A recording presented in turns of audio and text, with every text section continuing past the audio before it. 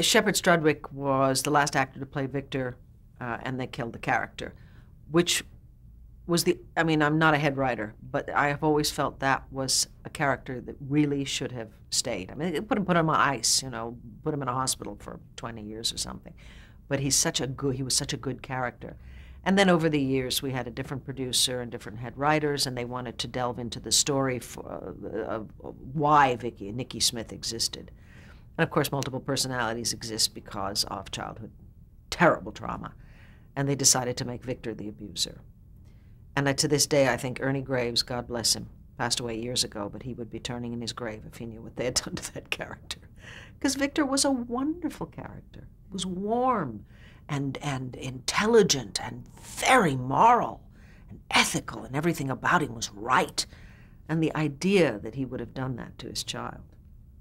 So anyway, they changed the character over the years. And of course, then when Vicky realized that she had been abused by her father, it all changed. But I still think there is a horrible kind of she still has that thing in her that she feels she owes him, that he was her father. The betrayal is hard to deal with for her, horrible, and it's painful. But at the same time, he was her father, and she still has to love him, which is better than just hating him. And it's truthful.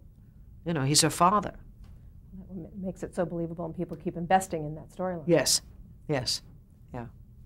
So speaking more about your family, let's talk about the children that you have and the relationship that you have with them. My real children? Well, we could talk or my about show children. We're talking about your show children. The right show now. children. They don't oh, talk okay. About we didn't talk about your real children. No, I didn't know when you say yes, your sorry. children. It's Vicky's children. Okay. Yes. So I have, that I can count right now, I have 4 right now alive. Two of my children, I have one who passed away, unfortunately, and that was Megan. And I have to say that for a good character, I'm a little forgetful. 2 children that I just didn't know I had.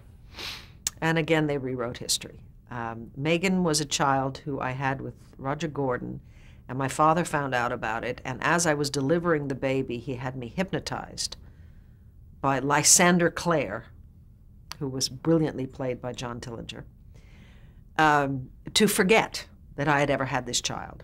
And then Victor paid Roger Gordon off to take the child away and never come back again, because supposedly I was 17 years old when I had this child.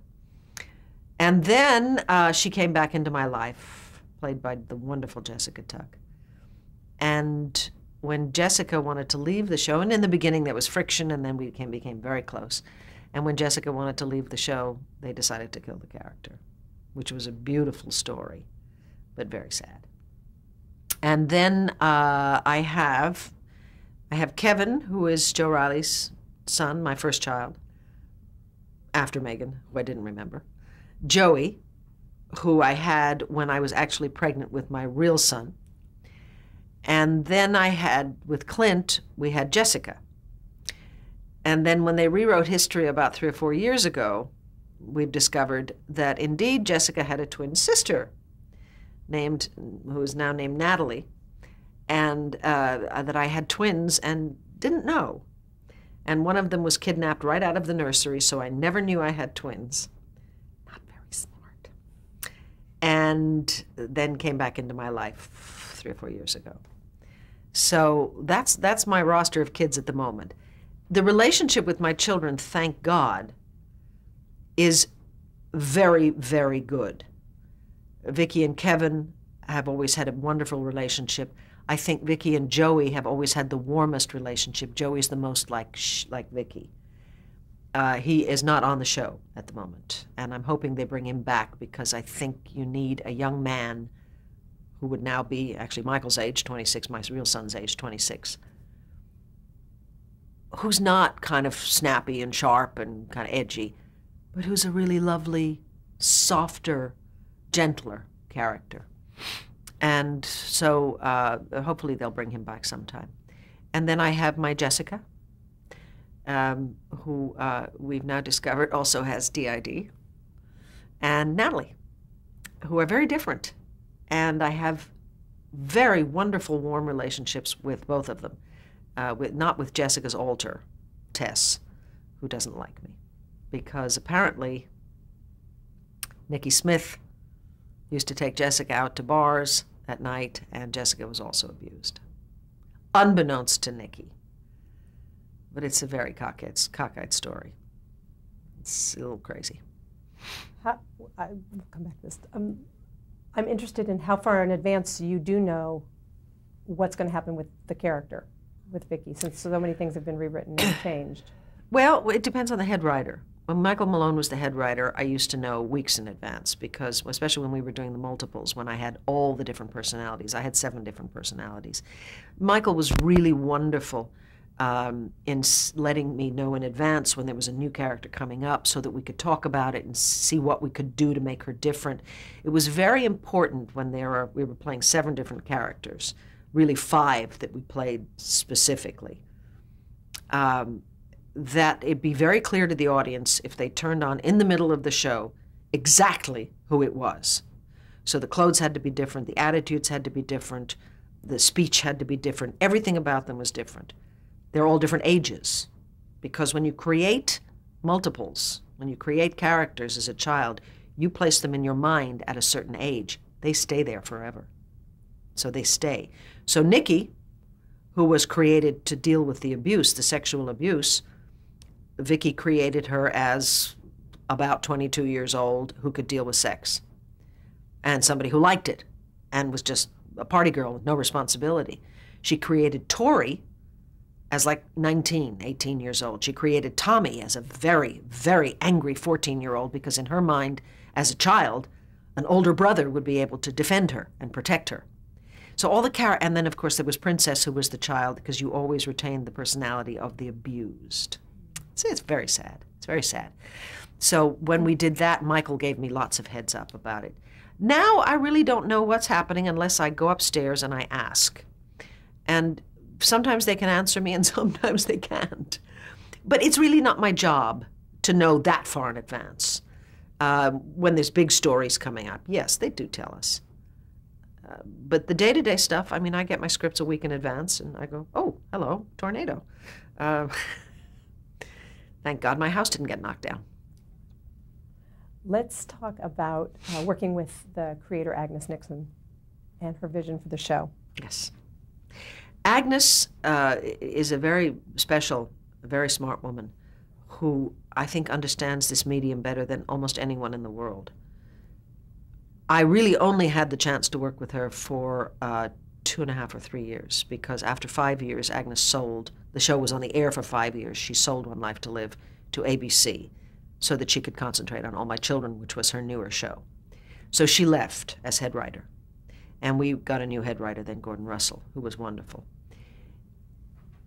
I never really interacted with Agnes. I was so green and so young and so happy to have a job. I did exactly what was in the script. And as far as I knew, that was okay. They were happy with it. I have, over the years, gotten to know Agnes, and I have such respect for her. She is such an intelligent, kind, and funny woman with a very wry sense of humor. But she knows this business inside out, and she knows what works. She really knows how to draw an audience in, and it's a real talent.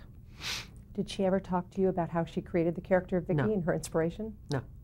Someone told me that Vicky was created in her image. I don't think so. I don't know. It's because it wasn't told me by, she didn't tell me. Somebody else told me. But, you know, as a wealthy girl, mainland Philadelphia, I mean, that's about the similarity. But no, she never talked to me about the character at all, ever.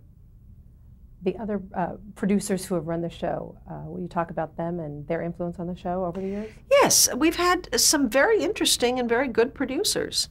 I can't think of any that was really bad. They were after Doris Quinlan, who put the show on the air and who hired me, and Doris left, and we had Joe Stewart, who took the show in a slightly different direction. He brought in the Buchanans and decided to create kind of opposing families, which is always a good thing. You have the Lords and the Buchanans. They then phased out the sort of the Rileys and the Wolecks, the poor people. So suddenly Landview was just rich, which is not always good. I think you need a mix. And then after Joe came Jean Arley, who stayed only for, I think, 2 or 3 years. But I won my first Emmy under Jean. And she was a wonderful woman. Then came Paul Rausch, for whom I also have enormous respect. This is a man who is very talented, very smart, very, very well-rounded, who knows this business inside out.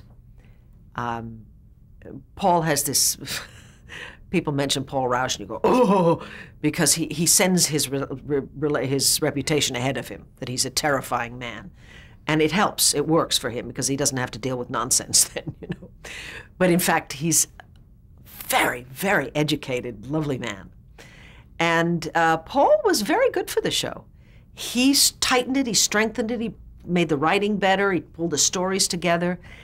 And only near the end, when he was sort of, I guess, getting a bit bored, did things get lax. And they did the Eterna storyline, which people, I guess, laugh about. We had fun.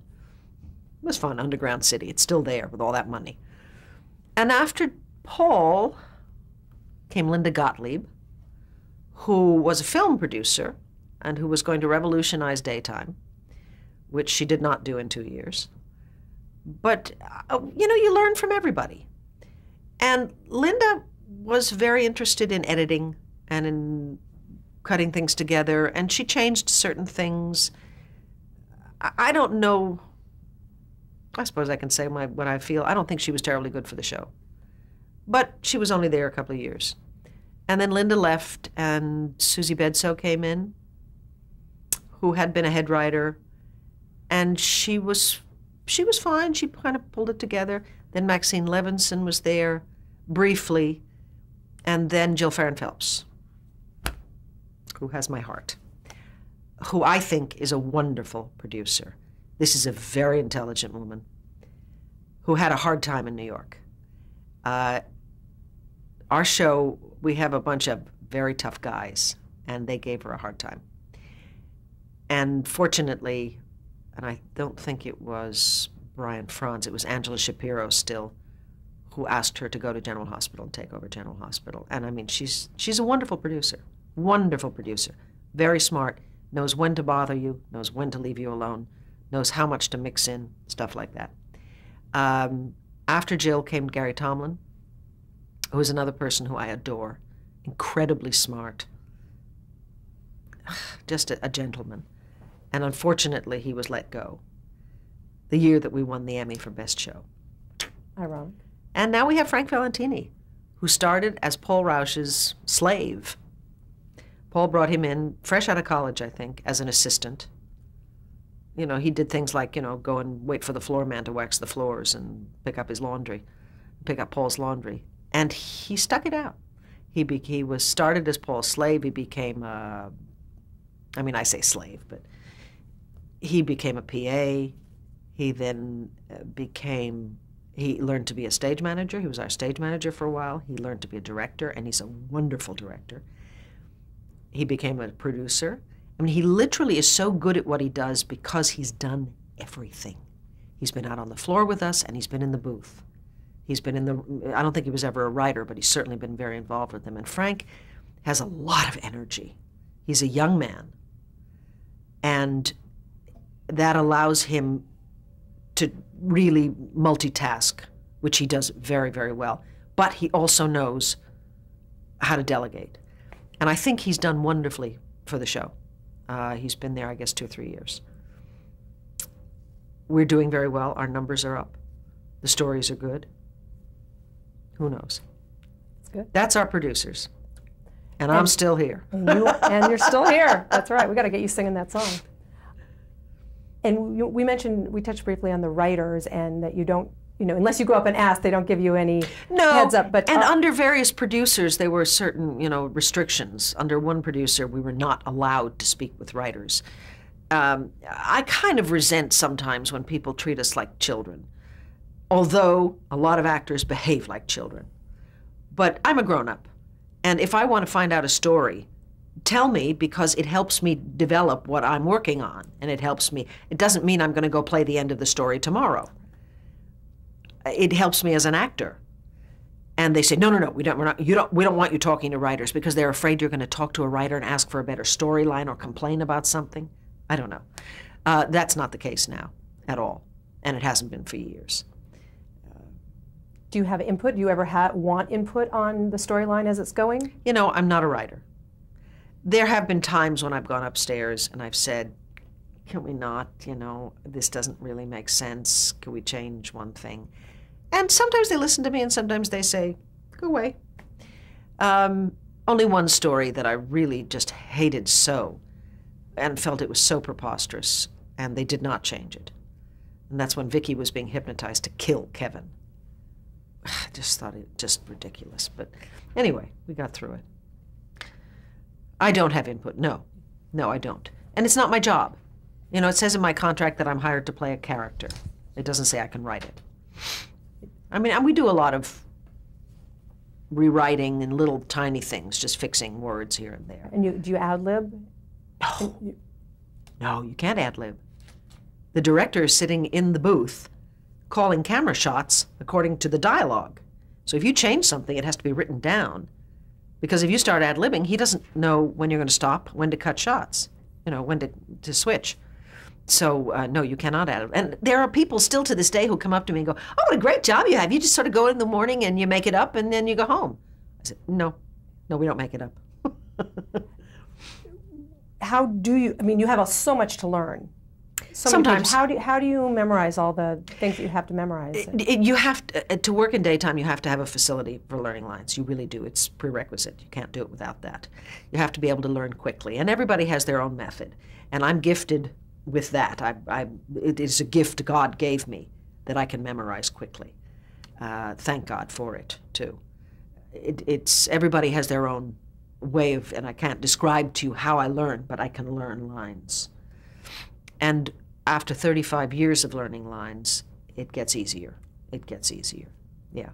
But there are people who have terrible difficulty with it, and they don't last very long. Because if you can't learn the lines, you really can't do it. You know, we don't have 6 weeks of rehearsal.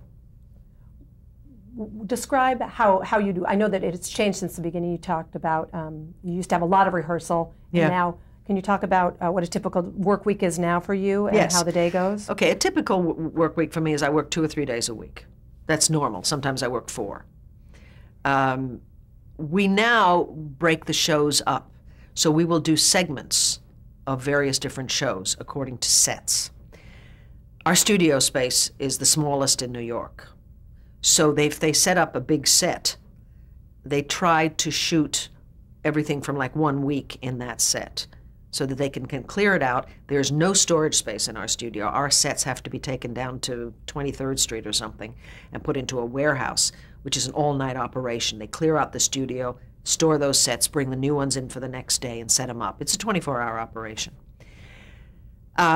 So what we will on any given day shoot segments from 4 or 5 different shows, sometimes 2 different shows, sometimes only 1. It depends how much you're involved in the story. The story we've just finished playing, which is the execution of my brother Todd, who has been wrongly accused of murder. We had an enormous set, which was the outside of the prison, where there was a vigil held, and we shot 3 shows worth in 1 day, a lot of scenes.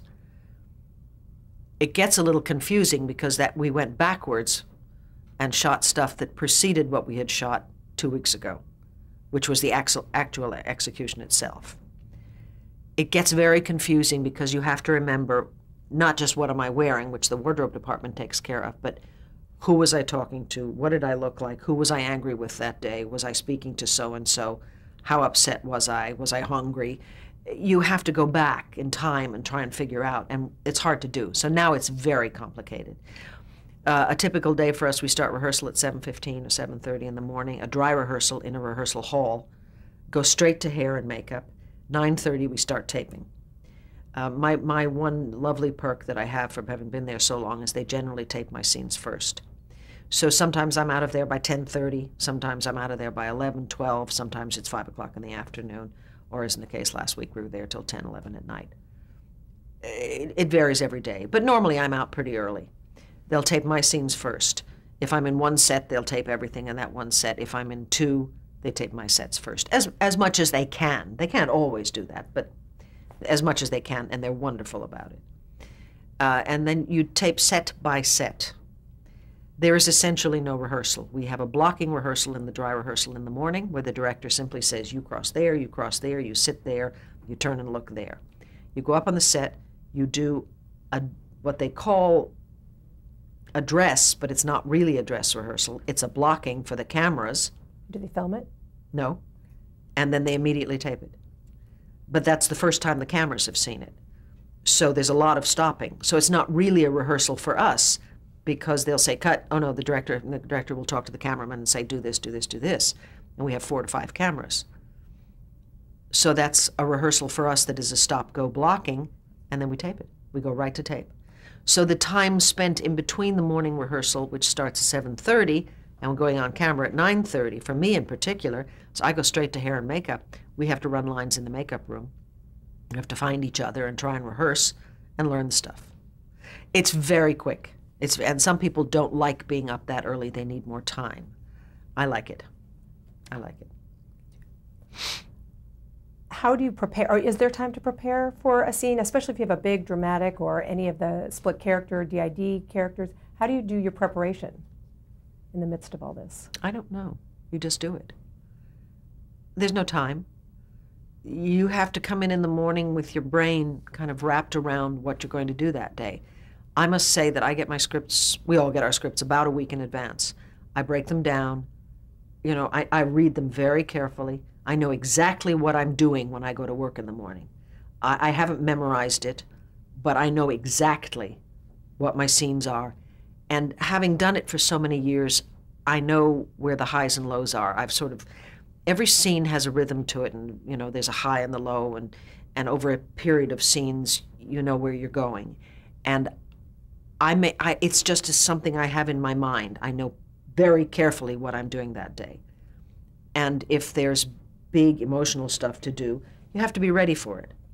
You cannot just sit in the makeup room and bullshit with people. You have to be quiet and concentrate and focus. And my husband has always said my concentration is remarkable. It is. I mean, I could shut this whole room out if I needed to right now. And it's something you have to train yourself to do. But I've been able to do it over these years. And you focus very carefully on just what you're going to do for that day. There are days that are very light and very easy, where it's just pure fun being at work. And it's all conversation and chatter and whatever. They're not that often. Most of it is work. But it's terrific work. Sounds like it's terrific. Yeah, it is. Are there similarities between Erika and Vicki? Oh, yeah. At this point, yes. Yes. We're both pretty strong, pretty fair. I don't have her money. I wish I had her money. And I certainly don't have her illnesses, and I thank the Lord for that. But yes, the one thing that I felt Vicki was a little lacking in the beginning, which they just didn't write, was humor. And that's what we've always tried to put in. And that, I think, was the relationship with Ben, too. There was so much humor in that relationship. And I think that's the one thing that Vicki needs a little bit more of. She needs to let go a little bit. There's not, you know, we're not the same person. I would never leave my children and run off to Vienna to chase spies. I just wouldn't do that. But she does. But then she's not real. Great way to look at it. Going to Vienna, do you shoot on location ever, or do you mostly shoot only in the studio? Sometimes, very rarely. It's expensive, and I don't think it serves a purpose, really. They used to do it. Paul Rouse used to love to go on vacation because he wanted to travel, and it was terrific fun. They went to Argentina. I didn't go on that location. We went to Vienna. We shot in Vienna for a week. That was fun because I didn't work very much. So my husband and I just, we traveled. They shoot on location, but not very much. Not very much. Sometimes they'll go to Central Park. We're not a nighttime show. The audience is not watching us to see where we are. They're watching to see what's going on. Absolutely. And what are the characters all about. And every once in a while, it's kind of fun. Oh, yeah, there they are in Salzburg. That's nice. But that's not why people watch from daytime. Why do you think people watch daytime? Well, how has the genre survived so long, even over all these years, and it's still, people tune in every day? People tune in every day, and I believe that it is characters. It's like having a very close friend. Sally Field said a lovely thing once when interviewed. She had just done Soap Dish, I guess, and people were trying to sort of say, you know, oh, well, what about soap operas? You don't really. And she said, you know what? She said, if I'm on location in some strange city and I'm away from home, she said, I can turn on the television and watch a soap, and there are my friends. And it was the nicest compliment.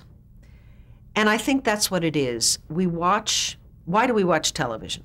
Because it entertains us. It amuses us. It makes us cry. It makes us happy. Daytime is a daily dose of that. And when you invest in characters, they become your friends. I know I don't watch soaps on a regular basis because I don't have the time, but I used to. And I know the characters that I totally loved. And I'm an actress myself, but I would go anywhere to watch them because they're amusing or they're whatever, or they're having a hard time and I want to find out what's going to happen to them. It's like reading a never-ending novel. You have to love the novel to stick with it, but that's exactly what it is, and it doesn't end. It's escape, but it's also fun. And I think people watch because they invest in the characters, which is why the character is the most important thing. You can get away with telling really stupid stories as long as the characters are there. Without good characters, you're dead in the water. That's what people have to invest in, the people. That's absolutely right. I think. And if you could give advice to someone who is starting out acting in daytime drama today, what would you say to them? I would say keep your mouth shut and listen and learn. Because people tend to come in, they work for a couple of months, and they think they know everything. And they don't. And it shows. And then there are people who come in and really want to learn and work, and they grow and they become good actors. And there are still people who come and work on daytime and they say, this is just a stepping stone. I'm going to go to California and become a Hollywood movie star. And that's fine. But don't denigrate what you're doing. It is a very, very good job, but it takes a lot of work and it takes responsibility. You are responsible to the audience for who you're playing. You're responsible to your writers and your producer for the character. And you are extremely responsible to your other actors, your fellow actors. And there are people who don't realize that. Literally the best advice is keep your mouth shut and listen. And do your work and pay attention. And be on time and be respectful of what you are doing. Because I see an awful lot of disrespect. Is there anyone you love working with that has that same kind of ethic that you do? Is there anyone you want to say that you? A number of people. Lee Patterson taught me the rules for working, and it was many years ago. He said, when you come to work, he said, you check your troubles at the front door. You go in, you do your job, you do it as well as you possibly can every single day, and on your way out the door at night, you pick up your troubles again. So you don't visit that on other people. You don't make it part of your job. If you're having a rotten day, you can't impose that on other people. It's a job, and it's a very important job that you have to devote 100% of your energy and time and focus to during the day. Hold right there. Okay.